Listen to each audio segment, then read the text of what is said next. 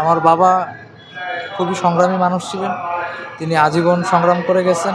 তিনি অন্যায়ের বিরুদ্ধে সোচ্চার ছিলেন সারা জীবন। তিনি গণতান্ত্রিককামী, মুক্তিকামী জনতার পাশে সবসময় ছিলেন। তিনি অন্যায়ের বিরুদ্ধে সবসময় কঠোর অবস্থান নিতেন।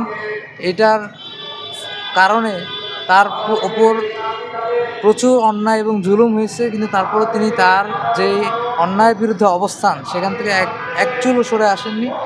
আমি দেশবাসীর কাছে আর কি আকুল আবেদন থাকবে যে আমার বাবার রুহের মাগফিরাত কামনা করছি। আমি সবার কাছে দোয়া চাই, দেশবাসীর কাছে, যে আমার বাবাকে আপনারা প্রত্যেকে দোয়া করবেন।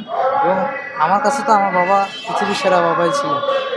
ওনাকে ওনার বাবা মার কবরের পাশে চাঁদপুরে শায়িত করা হবে ইনশাল্লাহ।